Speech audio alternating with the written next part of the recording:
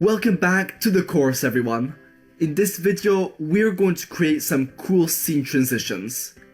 So we will of course make our buttons work so that they bring us to the correct scenes, but most importantly, we want those transitions between the scenes to be smooth. We will create a simple fade in and out effect. So for example, if I press the play button, we would like the main menu to first of all turn completely black. Then we will load the new scene, and that scene there will go from completely black to completely clear. This will give our fade in and out effect. So let's create that fade effect right now.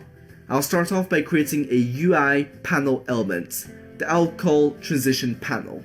We need to create two different animations for this panel.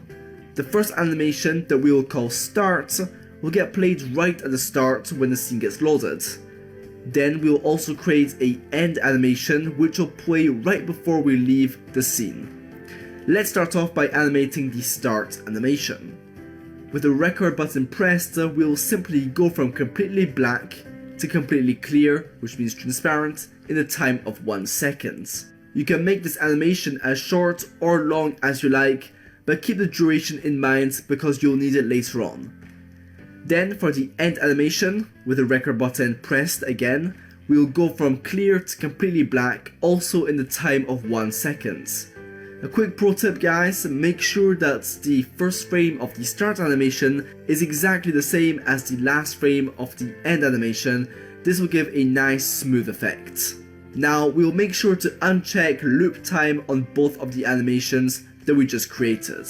Okay, with the animations created, we'll now go inside of the animator to set a few things up.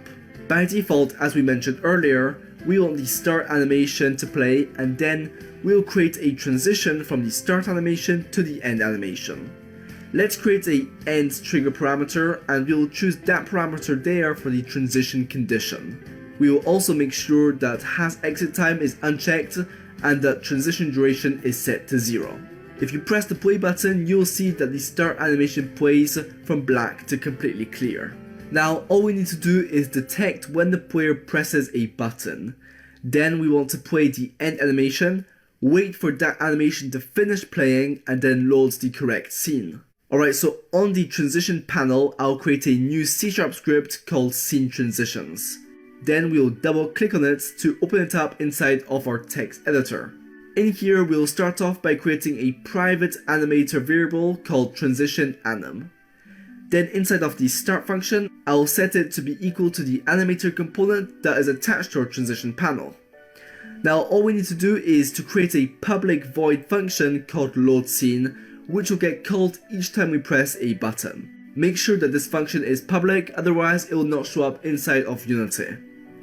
To enable this function to get called each time we press a button, we'll select a button in our menu and we'll go down to the on-click events. We then just need to press the plus button. Now just drag and drop our transition panel on this slot and then go inside of the drop down.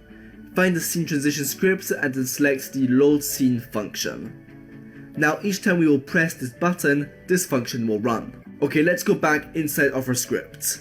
So this function here is going to take in as a parameter a string variable called scene name.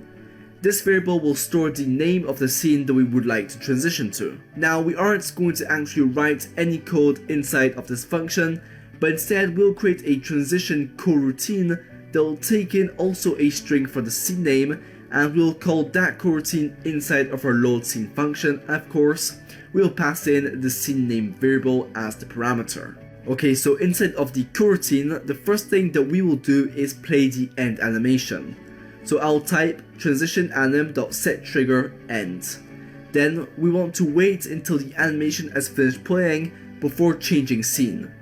To do that, I'll say yield return new wait for seconds, and then inside the parentheses, put the time that your end animation lasts for.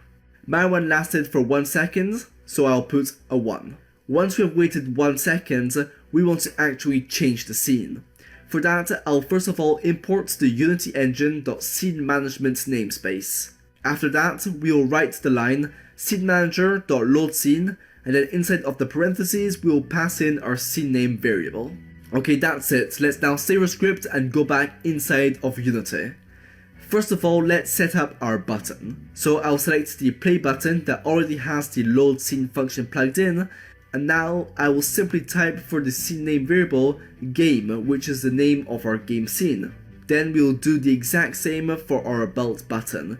We'll add an on-click event, we'll drag and drop the transition panel, and we'll select the load scene function, and lastly we'll type about for the scene name variable. Make sure that the string that you pass in is spelled exactly the same as the name of the actual scene, otherwise this will not work. With that done, let's copy the transition panel object and paste it inside all of our scenes so that every scene transitions nicely. Before we press the play button to test if our transitions work, we need to let Unity know about our 3 scenes. To do so, we just need to go under File and Build Settings. Then just drag and drop the menu, game and the belt scenes right here. They can be in any order, it doesn't matter. Okay, let's press play and test it out. So if I press the play button for example, the scene turns completely black, and then we go from completely black to completely clear, and voila, we are now inside of our game scene. Awesome. Before we end this video, we are going to prototype the lose and win scenes just so that we can make the transitions work correctly, and then in the next video you'll make those 2 scenes look awesome with Noah. So I'm going to create 2 new scenes, one called win and one called lose. I'll quickly drag and drop them onto the build settings before we forget. Now for the win scene, I'll create a simple canvas object. I'll make sure the scale mode is set to scale with screen size, and I'll choose 1600 x 900 for the reference resolution. Then I'll just create a simple text element saying you won. After that, I'll create 2 buttons, one that says play again and another that says back to menu. Okay, now all we have to do is paste in our transition panel, and then I'll let you add the on-click events to the buttons so that they can transition to the correct scenes. Okay, now I'll copy everything inside of the scene and I'll paste it inside of the lose scene, and I'll just change the text to you lost. The very last step we need to do is to transition automatically from the game scene to the lose scene when we die, and to transition automatically to the win scene when we kill the boss.